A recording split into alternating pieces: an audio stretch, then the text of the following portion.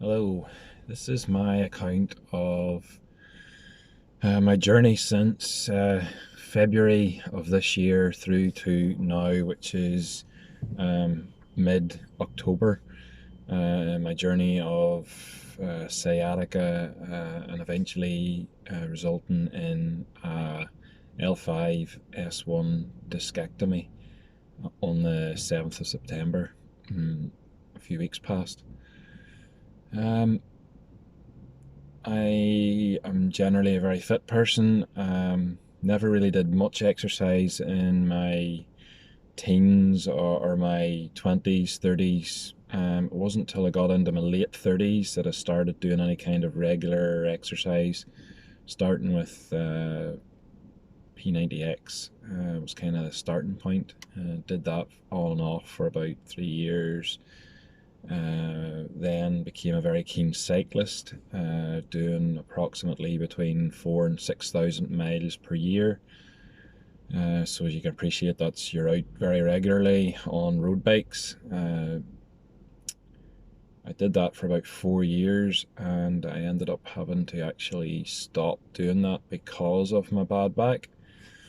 It was just getting to the point. I've always had a bad back, by the way, since I was 21. I heard it when I was 21, lifting something way too heavy with bad form, and hurting back. It had me in bed for almost a week, trying to get it to get better. So that's kind of a bit of my history. So I had to stop cycling at about 2 years ago now because of my bad back. It just kept getting to the point where instead of having maybe one or two bad backs a year, I was having 3, 4, 5, 6, and you're off maybe 6 weeks at a time if you've got a bad bout of having that bad back, and to let it recover. Which means that was 6 weeks you couldn't cycle, 6 weeks you lost to fitness, and it was very frustrating. So I stopped cycling and decided to start going to the gym. Started going to the gym about a year and a half ago. Had done no exercise from stopping cycling until that. Had put on quite a lot of weight again. Was touching on almost 100 kilos at that point. Started going to the gym, started looking after my diet again, got right down to 80 kilos. And then come February this year, got up one morning and felt a pull in my hamstring. I just worked my way through it, kept going to the gym, kept going to work, but gradually it was getting worse and worse, to the point where you'd be sitting on the sofa and be getting up off the sofa, and I would have to actually stand leant over on my right leg because it was all left leg issues, for the spasms that I would get on my hamstring and leg was so sore. You'd have to stand for maybe 10 seconds till those would subside so you could start walking, to go into the kitchen to maybe make a cup of tea or whatever. That was like that up until about early March, and then it was getting to the point where it was getting really sore. Even walking was a hindrance. Starting to limp a little. No sore back, which was the unusual thing about my whole journey. I never had a sore back as such, like a traditional sore back like I would normally have had. So then came Corona. We were shut down. The company I work for were shut down on I think it was the 24th or something of March. And that was us right through until the 15th of June when we went back to work again.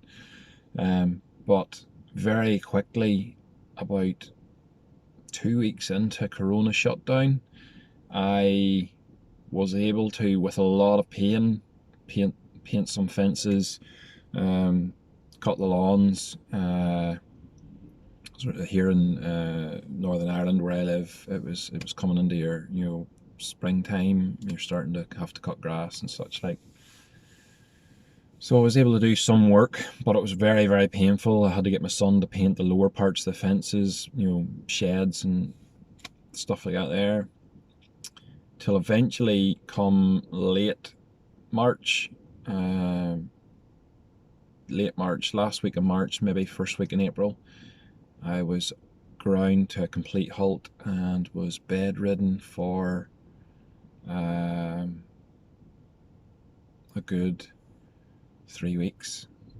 And when I say bedridden, I mean I was literally, in order to toilet myself, my good wife had to bring a basin into me, and I could only roll over on my left side and pee in a basin. The other side, again, I could not get out of bed and had to go in a bag. That's how bad it was for me, and that was around mid-April, first to second week in April, maybe maybe into the third week of April for about 3 weeks. The whole time the tablets were getting stronger and stronger and stronger, to the point where I was on, let me get this right, the maximum I was on was 600 milligrams of pregabalin. I was on, this is per day, I was on 10 milligrams of diazepam. That was for more of the muscle relaxant side of things. I was on 3,500 milligram cocodamols, which are quite strong. That's 30 milligrams of codeine, 500 milligrams of paracetamol. I was on those 4 times a day. I was on naproxen, 500 milligrams 2 times a day, so that's 1,000 milligrams of naproxen. I was on, what else was I on? I think that's most of the pain meds. Then, as anyone that's going through this that are on that amount of tablets, I don't like talking about it, but it's all part of the journey. Your bowels get absolutely clogged up. Not only is it an absolute pain to have to sit on a toilet, because at that point, by this stage, my hamstring, my piriformis, which is the hole in your pelvis where there's a muscles that goes around and holds the sciatic nerve that goes down through your pelvis, that was totally inflamed. Really, I could hardly sit. My hamstring is on fire. The back of my knee is on fire. My calf is as tight as a drum. My ankle feels like I've really badly sprained my ankle. My foot, sole of my foot is numb, and some of my toes are numb. And that was 24/7. And that would just ease off. If you take tablets in the morning, that would ease off for a little. But come lunchtime, 1 o'clock, I just couldn't wait for my next tablets. So that was my life for several months. Just couldn't wait for my next batch of tablets to get me through the day. And that was every day. Then came the the other tablets was almost, I think it's bisoconazole and some lactulose. It was like a liquid medicine for helping to loosen up the bowels, to help them move, and it did work. But a lot of the problem was the actual, as I say, the hamstring. So I had to get a special cushion for the toilet seat. It was just so painful trying to go to the toilet, especially when you're blocked up. A nightmare. Then moving on, 15th of June comes around and I am returning to work, but by this stage I'm on crutches, can barely walk 20-30 meters. My wife actually got up. She was getting up at 4:30 in the morning. She was making my breakfast so that I could have a stomach full of food, to be able to take all the tablets that I take in the morning, so that then I could lie in bed for an extra half hour for those tablets to start working. And then I would get up and she would dress me because I couldn't dress myself. She would then drive me to work. It's a 35-mile commute to work and a 35-mile home. So she would drive me to work. I would be in the passenger seat with the seat fully reclined, almost lying back as far as I can get. And she would get me to work, get me out of the car and in the crutches, and then I would hobble into work and do my job. But that was on the 15th of June. I think I managed to make it to the Wednesday. It was Monday, Tuesday and Wednesday, and I got to Wednesday and I couldn't hack it anymore. The pain was unbearable at this stage. The tablets just weren't taking any effect. I was getting home straight into bed. That was something else during the whole journey. For some people it's different. For me, bed was my happy place. That was the place I could lie to a degree of painlessness. It was painful at times, but that was the most painless for me, was lying flat on my back in bed with no support as such. I could just lie flat on my bed. I have an orthopedic mattress anyway, because as I've said, I had a bad back for so many years. So I would get home and get my tablets in me, and that would be me lying on my bed for the rest of the night, just getting up on the odd occasion to maybe go to the bathroom or make a cup of tea. And that's all I did from basically February till I went in my operation on the 7th of September. That was my life, was bed. I hadn't sat in my living room for 5 months. I couldn't sit on a sofa. Sitting was my nemesis. It would cause me the most pain and discomfort, was sitting on any kind of chair, any kind of sitting at all. Even though I was able to make it drive to work, I was actually lent quite far back in the car. I drive an electric car, so it's automatic, so that helped the driving to a degree. I didn't have to clutch or change gears. But back to work, I ended up then managing 3 days at work, and I had to stop and I only work 4 days a week, Monday to Thursday. We have Fridays off. I was able to make it to Wednesday, so I took the Thursday, Friday, Saturday, Sunday, and all of the following week off, and then went back to work then that following Monday. So I had a week and a half off. That helped, but again, I think I again only managed a couple of days. I think it was only 2 days. Felt good when I went back on the Monday, but again, my job is a graphics coordinator in a large bus manufacturing company, and I do a lot of sitting, do a lot of walking, and both weren't good for me, especially the sitting. So I again only managed 2 weeks, and again I took off. I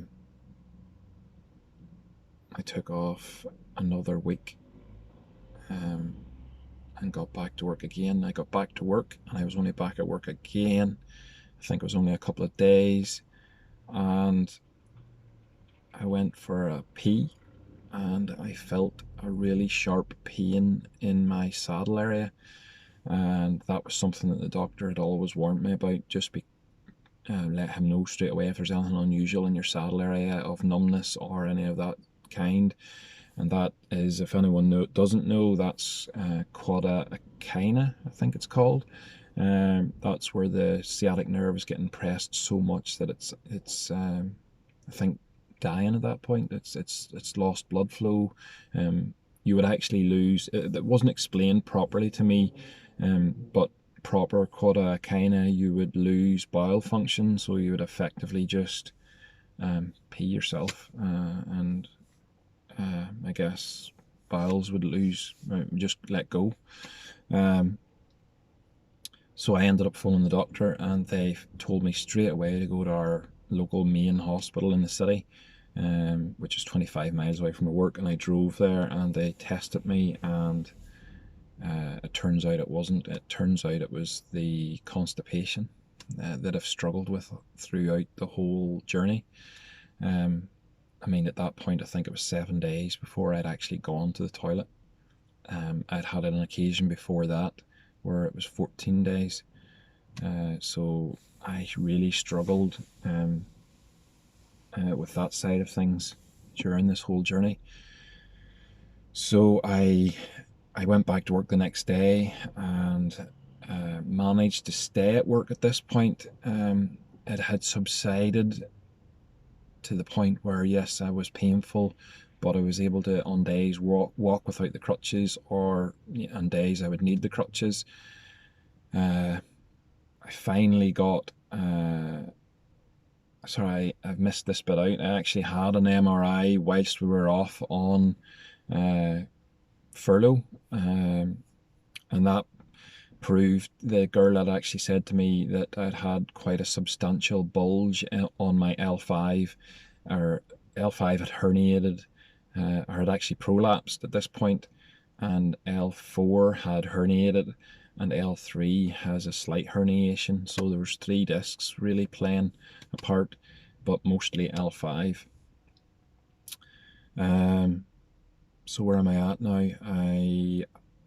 I have already had my consultation from the surgeon, and he is offering me at this point a discectomy. This was about 4 weeks before the operation, and up until that point, that was quite a surprise to me, because up to that point, everybody had told me that you'll either get the injection in the back. I can't remember the name of it off the top of my head, but the injection, I can't remember the name of it. You would get the injection anyway that would help the back recover. That's what I was told. Or if that didn't work, I would maybe have a disc shaving. The doctors talked of. And I went from a consultation, and straight away they told me they were going to remove the disc, which is quite shocking for someone that's been quite active their whole lives to feel like they're going to lose their disc. And you hear all the stories throughout your life of people having, when you've had a bad back your whole life, people talk about, I've had this and that done, they've had their back fused and all these different operations. And none of them, in my opinion, ever seem to have a great outcome. And there was always some sort of restrictions. So I was very dubious about the operation. I said to the surgeon I would like to think about it.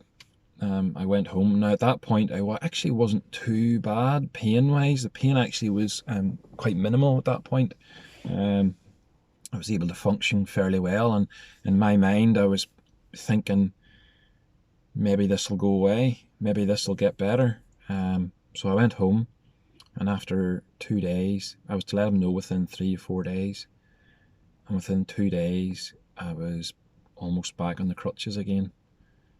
And that made my mind up. So I phoned the surgeon straight away and said, look, we'll go ahead. So that was about 3 or 4 weeks before the actual operation. I then continued at work because of COVID, had the shield for 2 weeks before the operation. Then I had my L5 S1 discectomy. It wasn't a microdiscectomy. I have a scar that's about 4 inches long. Well, it's around 3 to 4 inches long, something like that. So I had the operation. I went in at 7:30 in the morning. At 7 in the morning, was in the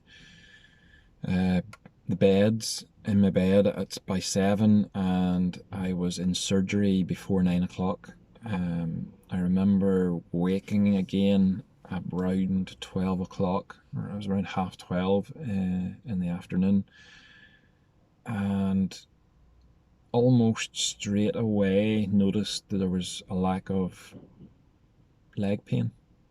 I thought I would lift my leg off the bed, which was always a telltale. You would lift your leg and you would feel that nerve getting a real pull, and it would hurt, and it didn't hurt. So I thought, this is working. But I didn't push it. I was scared of pushing it too far. Um, Obviously the wound area is quite tender. You've got your, they told me they have dissolving stitches in there. There was also steri strips, the little stick-on stitches, and then there was a bandage, stuck-on bandage over the top of that. I was told to keep that on for, I think it was almost 14 days. It was actually 12 days, I think, before I had to go back to my local surgery to have the nurse look at it and clean it, and maybe remove the steri strips, and check for any infections. But the surgeon came in and told me, his words were that I had a huge, huge, huge protrusion. So I guess the prolapse, the internals of the disc had oozed out so much that he said it actually took him an extra hour to clean round the S1 nerve. It was very, very messy, and obviously has to be very, very careful working around your nerve. But it felt like a success. I was wakened at 12:30. I awoke at 12:30, and 3 o'clock the physiotherapists had arrived at my bedside. I hadn't been dressed at this point, so they helped get me dressed. Now, yes, I notice a lot less leg pain, but I'm still sore. The surgeon, my doctor actually talked to me once, that you have to bear in mind that your S1 nerve has been pressed for so long that it's got a dent in it as such. It's almost like you move a chair and it leaves a dent in the floor and the carpet, and that takes a long time for that to disappear and go back to normal. Well, your sciatic nerve's the same. It's been damaged, it's being pressed and hurt and inflamed for so long that it's going to take a while to heal. And nerves take a lot longer to heal than bones and muscle. They're very fragile. They don't like being rushed. They don't like being hurried. So yes, so they helped me get dressed, and I was able to walk straight away. I got out of bed and straight away, yes, I still had some piriformis pain, but that's the inflammation around those piriformis muscles are still inflamed, so they were still hurting. But I was able to do the roll out of bed, where you swing your legs out. We've all been told how to do it. Roll out of bed and walk fairly quickly. The physio actually told me to slow down. I was going too fast. It's just, anybody that's watching this video, you're watching this video because you're either going through a real bad sciatic pain, or you've had an operation and you're just wondering how it's going to go. When you've been painful for so long, and when I'm talking painful, there was two occasions where I ended up in, we call it casualty or A&E here in the UK. I ended up in casualty twice, and both those occasions I was howling at the moon, as I said.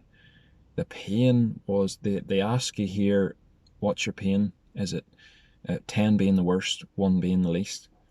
My pain was 20 out of 10. 20 out of 10. It was off the scale. Felt like, I can only imagine if someone has had a leg chopped off or something along those lines. The pain was horrendous. As you can see, I've lopped off a finger when I was 18, quite a while ago. That was very painful. And this was worse. This is the worst thing I've ever gone through in my entire life, and I've broke bones. I've broke an arm. I've chopped a finger off. I've done many things in my life, and this by far was the worst and most painful thing I've ever gone through in my entire life. I'm 48. So back to, I was walking, and as I say, I was walking very fast because I felt great. And the physio tells me to slow down. We eventually reach the set of stairs that you have to climb to show that you're physically able to, and I was able to climb the 5 steps, straight up them, straight down them again, no issues. I was feeling like, I could jump over a fence. It was just fantastic to feel that way. As I say, for feeling so painful for so long, to be able to not have that pain anymore, it was just, oh, fantastic. So get back to bed, pretty much, this was throughout the rest of the following evening, and then I get discharged the following day at 1 o'clock. My wife came and picked me up, and we drove home in the car. She did the driving. I again sat in the passenger seat and lay back a little. Again, that wasn't too bad. I have a 70-mile trip home. Our main city is 70 miles from my home. I live right on the north coast of Northern Ireland, so the city is 70 miles from me. Not a problem. We just stopped a couple of times, and I got out and had a little walk just to, get a bit of an exercise. Got home and felt great for days. It was just, yes, I'm very stiff. My back's stiff. I'm being careful. I'm not doing my bending. I'm keeping my back straight. If I have to get down onto the ground, I was keeping my back straight. But I lapsed because I was feeling so good. And through a lack of instruction, I guess, from the doctors and the surgeons, again, maybe down to Corona and how it's affecting hospitals, I felt like it was very quick, and I was sent home with very little instruction. Even the physios didn't really instruct me very well. I was just given a photocopied booklet of about 4 pages, to showing some minor nerve flossing exercises and some back stretching exercises, mostly lying on your back, holding your core, moving your leg to the right and your leg to the left and back again, just bringing them, alternating them, doing lying on your back and bringing one knee up, your left knee up, and holding your hands behind your knee, and then straightening out your knee and back again. You're doing this here, so you're flossing the nerve. Those kind of exercises. Mostly walking. I was told to walk. Basically told not to do a lot of the same thing. So don't sit very long, don't stand very long, don't walk very long, and don't lie for very long. Just try and do a mixed and varied amount of everything. But obviously try and do a lot more walking as and when you can. But I got complacent. I started feeling great, so good that I was obviously feeling like a loose end around the house. My wife and everybody was back at work. My daughter was back at university. Son was back at his tech. And I was bored. So started doing housework for my wife, hoovering, the washing, just whatever needed done around the house, the dishes, loading up the dishwasher. But this was eventually to become my downfall. I was actually forgetting how I was holding myself, how I was meant to keep my back straight. Although I still did try and keep my back straight, I guess my form was really bad, and I ended up lifting full baskets of wet clothes out of the washing machine and taking them to the tumble dryer, and then bending down again and throwing them into the tumble dryer and stuff like that. There, I started getting complacent, and where am I at? I am 8 days after my operation, my first operation, and I'm again standing at the toilet having a pee, and I was doing a little, just the doctor, I remember him used to telling me, just do a little rocking, just move, just you hold your hip, put your hands in your buttocks and you move forward. That's one of the stretching exercises I was told when I was in my sciatic days. And I was just standing, and I was just daydreaming, and I sort of bent forward a bit and felt a sharp pain in my left butt cheek. Really sharp, in fact, that it was so painful it took the power from my leg. Not really took the power from my leg, it just was so painful that it made me like, oof, wince, and like almost took the power from my leg. And I cleaned up and washed my hands and went to go out through the bathroom door, and again the same pain hit me in the buttock and took the wind out of my leg nearly. I walked halfway up the hallway, again, same again, and I got to my wife and I says, "There's something wrong. Something's happened. This doesn't feel right." And she went and got my crutches, and straight away I started losing strength in my leg. My pain in my leg was unbearable. I started almost losing the strength in my leg, but I couldn't move. The pain, if I moved, the pain was worse. So I ended up standing just completely still on my crutches, holding all my weight on my crutches. My wife phoned we have here in the UK or in Northern Ireland, we have a system where you phone like an offline doctor first. They then assess you or triage you. So they triaged me and they straight away said, "Look, we can do nothing for you. You may phone 999." So that's like 911, 999, same thing. So ambulance appears at the house. They get me. I managed to hobble really slowly out to the ambulance with gas and air. They've given me gas and air at this point. They're also holding me to make sure I don't fall. And I get to my hallway where there's a big opening, a big flat floor area where they could get their bed in. They got me on the bed. They got me on some sort of stretchered thing that was all full of air and held me in place. Get to casualty. Casualty check me over again, do all their usual things. Basically make the decision. This was 4 o'clock in the afternoon. I got discharged at 10 p.m. by this stage, saying that they didn't feel that I needed an MRI or anything, that this was just residual pain from the surgery, and it'll go away. So that was okay. I took what they say, they're the experts. I took what they said and went home. But you wanted to see the shape of me getting out of the hospital. I was on my crutches. I could barely walk. I got home and went to bed that night, 4 a.m. I must have rolled from my back onto my right side. I lie on the left side of the bed. My wife lies on the right, so I must have rolled over towards her.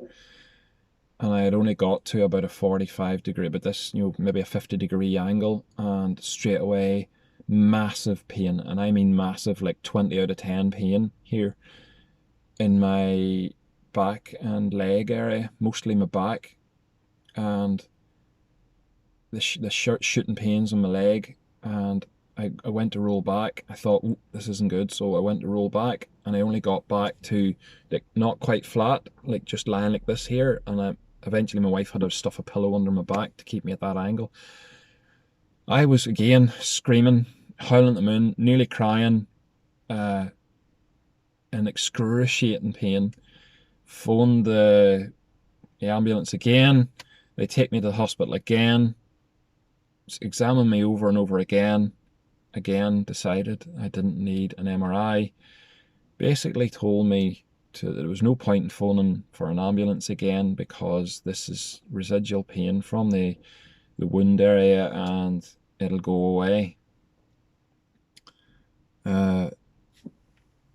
This is by what time are we at now? We're 10 a.m. in the mornings. This is from 4 a.m. to 10 a.m.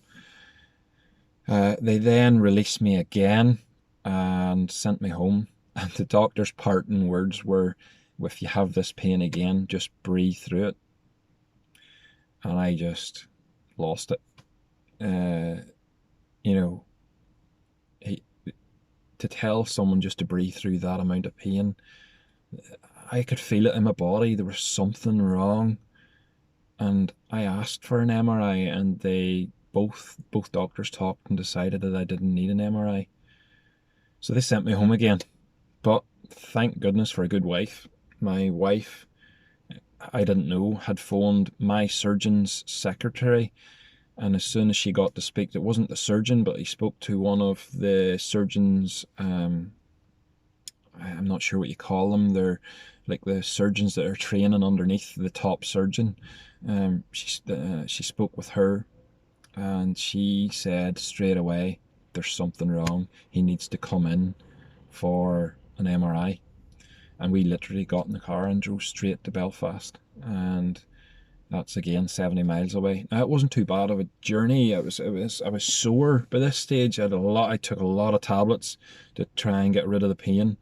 And I got to Belfast and I got in for an MRI. I got to Belfast for 12 o'clock and I got my MRI, and even then they were going to send me home. But they wanted the top man, the surgeon himself, to look at the MRI. He said that the other fella that my wife had originally spoken to, sorry, it wasn't a girl, it was a fella, he said there is something, we can see something on the MRI, and what also looks like maybe some cartilage that has fell into the area. So obviously from the first surgery, when you had the internals of your disc, which apparently is like a toothpaste consistency, which then eventually goes hard. So in the MRI, that'll look like when it's new and fresh, it's like almost a white grey colour.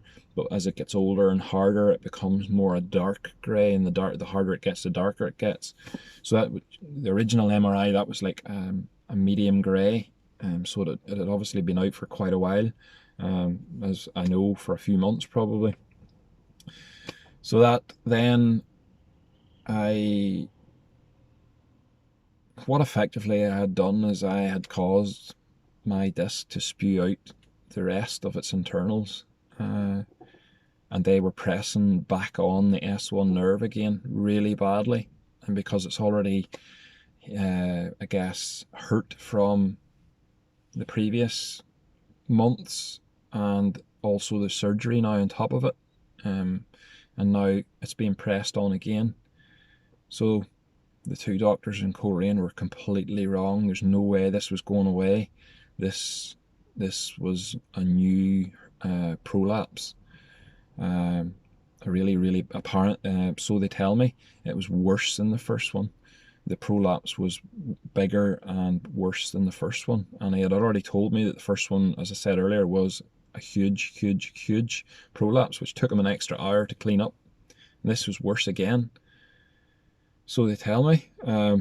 So they were almost going to send me home. The surgeon's underling, I don't know what you call them, he was going to send me home, and just as we were at the front door, he come running after us, and he said, wait.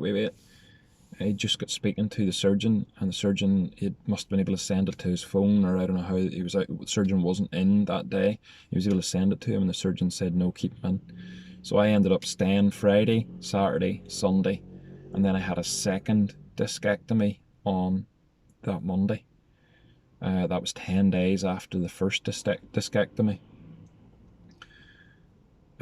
Again, woke up, felt a lot better, obviously, and again, same as the first time, a few hours later, the physios turn up. You have to walk up and down the stairs, you have to be able to walk.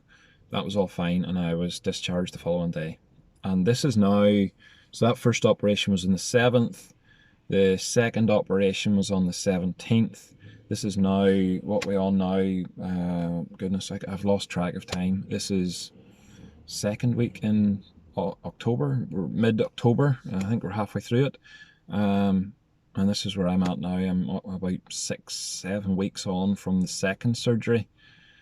Now I have stuck to the rules very strictly. I have literally only done my walking, done no housework at all. I have done nothing, and I'm feeling a lot better for it. My wound is completely healed up. It's actually healed really well. It's actually a little longer. I don't know if they had to go a bit higher this time or whatever, but I think they've cut it a little longer now, so it is nearer to 4 inches now. But I'm feeling great. I've still got a little bit of residual ankle pain. I have a little bit of ankle pain and a little bit of hamstring pain. and I'm hoping that will go eventually. I'm now at the point where they tell me, I think it's lesions or adhesions, sorry, that's the word for it. Between the 6 and 12 week point, you can get adhesions where the scar tissue builds up between where your disc used to be. It's a natural occurrence. It happens on every discectomy. You'll get scarring around that area, and they say that's what you want, because that's like almost like getting a new disc. But you can also have adhesions that will like attach themselves to your S1 nerve, and you need to do your flossing exercises to keep breaking those bonds so you don't get adhesions. So I'm at that point now where I'm doing a lot of flossing exercises and still doing a lot of walking to try and keep as active as possible without doing too much bending. I am doing some cat stretches and a wee bit of Pilates, light Pilates, to try and keep that at bay. So the last thing I want is this having to be operated on again. But all in all, very good. I'm on half the tablets now. I'm actually not taking any tablets at lunchtime. I only take the tablets in the morning. I'm down to 200 pregabalin. No, sorry, 100 pregabalin in the morning and 100 pregabalin in the evening. And I don't take the diazepam at all now. I haven't had it in a while. I only take a long tech, which apparently is a morphine, what's the word for it? It's a lot slow release morphine, effectively. So I only take that in the morning, and then at night I only take the pregabalin. And that's all I'm really taking right now, and I'm feeling like I could nearly drop that down some more. But something else, as you can see, I wear glasses, and I had my eye test 3 months ago, and these are brand new glasses, new lenses. They're varifocals, and one thing I am noticing is my eyesight is something not quite right. I've spoken to the doctor about it, and that's why we've dropped my meds down quite a bit. I've been taking the meds, very, very strong meds, for so long that they think that I may have eyesight. It may be affecting my eyesight. So there go, that we've dropped the meds back. I just struggle with laptops and sort of very close to 10 feet away. It's that kind of distance that's my main issue. Driving's fine. I can see number plates from 20 meters away. I can read them fine. The glasses are fine for that. It's the up close stuff that's actually fairly blurry. So that's a sort of an ongoing issue right now that we need to get through. I need to get off the meds completely, which I think over the next couple of weeks should be fine. We'll gradually drop down, because the pregabalins are 50 milligrams, so I take 2 in the morning and 2 at night, so I'll drop that back. I'm thinking this week to drop that back to just 1 pregabalin in the morning and 1 in the evening, because they're the opiates, along with the long tech, which is just for a bit of pain relief, just to keep it at bay. But all in all, I'm feeling fine. I do get down on my hunkers, almost like a squat, keeping my back straight with good form. I can do that if I need to pick something off the ground, and I have done.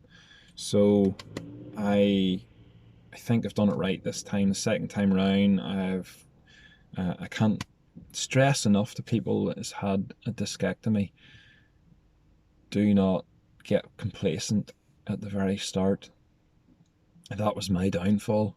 I just got carried away with the painlessness that I was in, and I suppose on top of that, you also have to remember you're on very strong medications, as I was, and they're masking the pain quite a bit.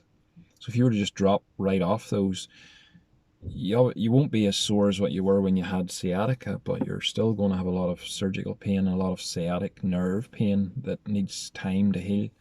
Months, they tell me. This could take 6 months for complete sciatic nerve recovery. So if there's one thing you can take from this whole chat of mine, is don't get complacent when you have surgery, when you have your surgery. Take the time and take a good 6 to 8 weeks and let your back recover. And even at that, after that, I don't intend doing any kind of heavy housework, heavy, gardening or anything like that outside. It'll do next year. It'll still be there. I haven't done a thing this year to the house. I haven't. That's one of the things that's really annoying me, is that every man in the world that's got a house and a home, you've got your chores and your little projects you want to do. And I had projects I wanted to do this year, like my decking needed power hosed and cleaned and recoated or re-oiled this year.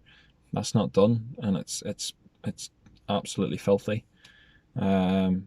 Hedges all need trimmed back. There's all these wee jobs need done that I haven't done. Well, you know what? They'll still be there next year, and they can be sorted next year. So that's my plan. We're in autumn now here where I live.